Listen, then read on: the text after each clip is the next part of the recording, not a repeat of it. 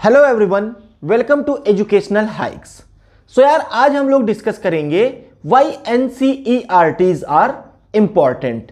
आज के इस वीडियो में हम लोग इस टॉपिक को डिस्कस करेंगे।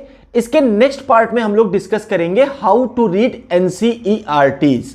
तो आज हम यहां यह समझेंगे कि एनसीईआरटीज हमारे लिए क्यों बहुत इंपॉर्टेंट हैं, और नेक्स्ट वीडियो में हम लोग समझेंगे कि एनसीईआरटी को हमको किस तरीके से पढ़ना है। आज हम स्टार्ट करते हैं अपने टॉपिक को, जिसका नाम है कि ये एनसीईआरटीज हमारे लिए इतनी ज्यादा महत्वपूर्ण या इतनी ज्यादा इंपॉर्टेंट क्यों है। तो आप लोगों ने तो सुना ही होगा कि आप लोग के जो बड़े भाई बहन होते हैं या जो टीचर्स होते हैं वो हमेशा यही कहते हैं कि अगर आप कोई भी एग्जाम की प्रिपरेशन स्टार्ट करने वाले हैं, जैसे आईआईटी जेईई या फिर नीट हो गया या फिर सिविल सर्विसेज हो गया, तो सबसे पहले हमको ये रिकमेंड किया जाता है, हमको ये बोला जाता है कि यार सबसे पहले आप एनसीईआरटीज को थरली पढ़ लो। तो इन्हीं सब चीजों को हम आज डिस्कस करेंगे और ये भी देखेंगे कि ये बोर्ड एग्जाम के पॉइंट ऑफ व्यू से क्यों इंपॉर्टेंट है। और ये वीडियो स्पेसिफिकली मैं क्लास 9th के लिए बना रहा हूं, क्योंकि यहां से जो 9th क्लास है वो एनसीईआरटीज को पढ़ना शुरू करेगा और कंटिन्यूअसली 12th तक उस एनसीईआरटी को ही वो पढ़ेंगे। क्लास 9th के लिए ये वीडियो काफी ज्यादा इंपॉर्टेंट हो जाता है, और अगर वो इस वीडियो को पूरा देखते हैं तो उनको ये समझ में आएगा कि आखिर उनके लिए एनसीईआरटीज क्यों बहुत ज्यादा इंपॉर्टेंट है। बात करते हैं सबसे पहले एनसीईआरटी के फुल फॉर्म की। इसका फुल फॉर्म होता है national council of educational research and training. अब ये जो एनसीईआरटी होती है, इसको कोई एक सिंगल राइटर या कोई सिंगल ऑथर नहीं लिखता। जैसे जो बाकी प्राइवेट बुक होती है या जो रेफरेंस बुक होती है वो मोस्टली किसी एक सिंगल राइटर ही उन बुक्स को लिखता है, लेकिन ये जो एनसीईआरटी होती है इसको लिखने के लिए एक टेक्स्ट बुक डेवलपमेंट कमिटी होती है, और उस कमिटी में करीब 8 to 12 प्रोफेसर्स होते हैं उस सब्जेक्ट के, जिस सब्जेक्ट की बुक लिखी जानी हो। तो ये पूरी कमिटी मिलके इस बुक को लिखेगी, उस पर्टिकुलर सब्जेक्ट के बुक को लिखती है। रेफरेंस बुक में सिर्फ एक ऑथर होता है, जबकि यहां पे 8 to 12 लोग मिलके, 8 to 12 मेंबर्स मिलके इस बुक को लिखते हैं। तो आप समझ सकते हैं कि ये हमारे लिए इंपॉर्टेंट क्यों हो जाती है, क्योंकि यहां पे हमको एक ब्रॉड पर्सपेक्टिव मिल जाता है अलग अलग राइटर्स का। अब ये जो एनसीईआरटी होती है ये होती है गवर्नमेंट बुक।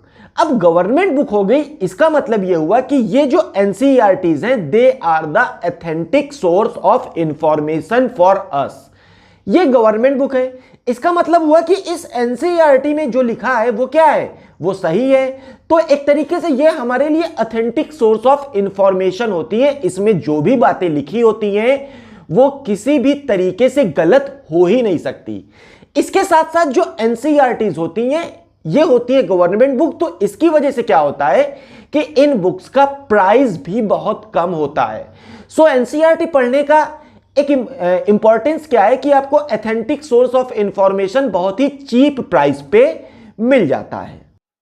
हाय गाइस, आज मैं आपको एक ऐसे एप्लीकेशन के बारे में बताने वाला हूं जिस एप्लीकेशन पर आप अपने आईआईटी जेईई तक के डाउट्स चुटकियों में पूछ सकते हो। आपको इस एप्लीकेशन की डाउनलोड लिंक मेरे इसी वीडियो की डिस्क्रिप्शन बॉक्स में मिल जाएगी। लिंक पर क्लिक करो और इस एप्लीकेशन को डाउनलोड करके इंस्टॉल कर लो। जैसे इंस्टॉल करोगे ना, आपके सामने कुछ ऐसा इंटरफेस ओपन होकर आ जाएगा। आपको प्रोसीड पर क्लिक करना है। प्रोसीड पर क्लिक करने के बाद आपसे आपका कॉन्टैक्ट नंबर पूछा जाएगा। कॉन्टैक्ट नंबर एंटर करो, कंटिन्यू कर दो। आपने जो भी मोबाइल नंबर डाला है उस नंबर पर एक ओटीपी जाएगी। ओटीपी एंटर करने के बाद आप इस एप्लीकेशन पर लॉगिन हो जाते हो। अब जैसे ही आपके सामने ये एप्लीकेशन ओपन होता है, आपके पास दो ऑप्शन है, या तो आप अपने डाउट की फोटो ले लो या आप अपने डाउट को यहां पर टाइप करके भी पूछ सकते हो। जैसे मैंने पूछ लिया what is cell, what is cell. अब मैंने नेक्स्ट कर दिया। अब ये कौन से टॉपिक का है, तो ये बायोलॉजी का है। बायोलॉजी में से कौन से टॉपिक का है, सेल स्ट्रक्चर एंड फंक्शन का है। Get connected to instructor. जैसे ही आप गेट कनेक्टेड टू इंस्ट्रक्टर पर क्लिक करते हो, कनेक्ट कर देता है आपको किसी टीचर के साथ, किसी ट्यूटर के साथ, और आप इस टीचर के साथ 30 मिनट्स तक फ्री ऑफ कॉस्ट डाउट पूछ सकते हो। उसके बाद आपको क्रेडिट चाहिए जो आपको खरीदना पड़ेगा। तो ये ऑटोमेटिकली 66 सेकेंड 65 सेकेंड बाद एक कॉल जाएगी। इस कॉल से क्या होता है कि इस कॉल से आप अपने डाउट को किसी ट्यूटर से पूछ सकते हो। So this is how it works. एक और आपके पास ऑप्शन यहां पर मिल जाता है कि आप बहुत सारे क्वेश्चंस को भी यहीं से प्रैक्टिस कर सकते हो। सो एप्लीकेशन कैसा लगा? आप इस एप्लीकेशन को इंस्टॉल कर सकते हो। इसी वीडियो के डिस्क्रिप्शन बॉक्स में मैं लिंक प्रोवाइड कर दे रहा हूं। अब इसके अगले इंपॉर्टेंट एस्पेक्ट की बात की जाए तो एनसीईआरटीज सभी फंडामेंटल कंसेप्ट्स को एक बहुत ही इजी लैंग्वेज में हमको समझाती हैं। सो कोई भी कंसेप्ट होगा, जैसे विंड कैसे चलती है, या वेलोसिटी का कंसेप्ट क्या है, या एक्सीलरेशन का कंसेप्ट क्या है, तो ये चीजें जब आप एनसीईआरटी में पढ़ेंगे तो यहां पे जो चीजें आपको समझाई जाएंगी वो एकदम इजी लैंग्वेज में होगा। और इजी लैंग्वेज की वजह से क्या होता है कि ये हमको आसानी से समझ आ जाती हैं। तो एक बार जब आपका कंसेप्ट क्लियर हो जाता है तो आपका काम काफी आसान हो जाता है। जो इंपॉर्टेंस है उसका एक और वो क्या है कि ये हमारे फंडामेंटल कंसेप्ट्स को एक इजी लैंग्वेज में हमको एक्सप्लेन करता है। इसके साथ साथ जब आप एनसीईआरटीज पढ़ते हैं तो इसमें हमारे अंदर एक क्यूरोसिटी जनरेट होती है। क्यूरोसिटी मतलब जब हम कोई टॉपिक पढ़ते हैं तो हमारे अंदर एक जिज्ञासा उत्पन्न होती है उन टॉपिक्स के बारे में और ज्यादा चीजों को जानने की। तो ये एनसीईआरटी पढ़ने से ये हमको इनकरेज करती है उन टॉपिक्स के बारे में और ज्यादा नॉलेज को इकट्ठा करने के लिए। सो जब आप खुद ही इनकरेज होंगे नॉलेज को या ज्यादा इंफॉर्मेशन को कलेक्ट करने के लिए, तो उसका भी आपकी जो स्टडीज होती हैं, आपकी जो प्रिपरेशन होती है, उस पर एक पॉजिटिव इंपैक्ट पड़ता है। अब बात करते हैं सिलेबस की। अब ये जो एनसीईआरटी बुक्स होती हैं ये सीबीएसई के सिलेबस, उसके सिलेबस पे ही बेस्ड होती हैं। और जो बोर्ड एग्जाम होता है वो बोर्ड एग्जाम के क्वेश्चन पेपर्स या क्वेश्चंस कहां से पूछे जाते हैं, वो अराउंड 80% क्वेश्चंस आपके इसी एनसीईआरटी बुक से ही पूछे जाते हैं। सो बोर्ड एग्जाम के पॉइंट ऑफ व्यू से भी ये जो एनसीईआरटी है आप इसको इग्नोर नहीं कर सकते। अब ये बेस्ड होती है सिलेबस पे। तो सिलेबस पे बेस्ड होने का मतलब है कि ये आपके क्लास के पूरे सिलेबस को कवर करती है, उसके लिए आपको कहीं और जाने की जरूरत नहीं है। अब कभी कभी होता क्या है कि कुछ बोर्ड एग्जाम में या आपके एनुअल एग्जाम्स में या हाफ ईयरली एग्जाम्स में कुछ ऐसे क्वेश्चंस आ जाते हैं जो आप कहते हैं कि आपको एनसीईआरटी में नहीं मिला। सो ये जो हमारा परसेप्शन है या ये जो हम चीज कहते हैं ये पूरी तरीके से गलत है। गलत क्यों है? क्योंकि हम एनसीईआरटी को सही से पढ़ते ही नहीं। इसको हम आपको एक एग्जाम्पल के थ्रू बताते हैं। अभी मैं कम्युनिटी पोस्ट पे एक क्वेश्चन पूछा, वहां पे मैंने 4 स्टेट्स के नाम दे दिया और उसमें मैंने पूछा कि इन स्टेट्स में से कौन सा स्टेट किसी दूसरी कंट्री के साथ बॉर्डर को शेयर नहीं करता। अब ये क्वेश्चन मैंने पूछा था क्लास 9 की जियोग्राफी का chapter 1 India size and location से। तो वहां पे इंडिया की नेबरिंग कंट्रीज के बारे में बताया गया और इंडिया का वहां पे मैप भी दिया गया है।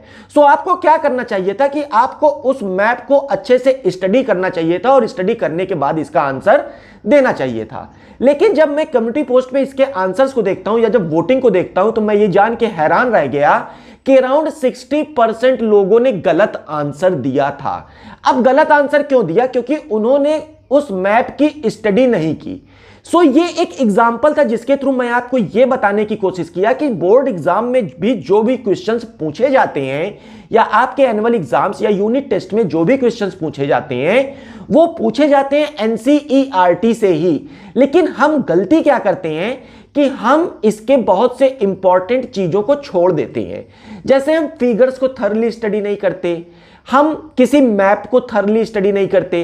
तो ये सब चीजें हमको नहीं करनी है। हमको एनसीईआरटी पढ़ने का मतलब है कि जो आप चैप्टर पढ़ रहे हैं वो पूरा कंप्लीट चैप्टर पढ़िए। तो एक तरीके से अगर आप एनसीईआरटी पूरी कवर कर लेते हैं तो आपका जो पूरा सिलेबस है वो सिलेबस भी आपका पूरा कवर हो जाता है। उसके लिए आपको कहीं दूसरी जगह जाने की जरूरत नहीं है। अब लास्ट चीज अगर हम बात करें तो आप लोगों में से, हम लोगों में से कई लोग 12th के बाद कुछ लोग आईआईटी जेई की प्रिपरेशन करेंगे, कुछ लोग नीट की प्रिपरेशन करेंगे, तो वहीं कुछ लोग सिविल सर्विसेज की तरफ भी जाएंगे। लेकिन इन सब कॉम्पिटिशन्स का, इन सब एग्जामिनेशंस को आप तब तक नहीं क्रैक कर सकते जब तक आपने एनसीईआरटीज को थरली ना पढ़ा हो। अगर बात की जाए नीट में तो वहां पे जो बायोलॉजी और केमिस्ट्री का सेक्शन होता है वहां पे अराउंड 80% क्वेश्चंस आपके एनसीईआरटी से ही पूछे जाते हैं। ऐसा मैं नहीं कहता हूं, ऐसा टॉपर्स कहते हैं, ऐसा एक्सपर्ट्स कहते हैं।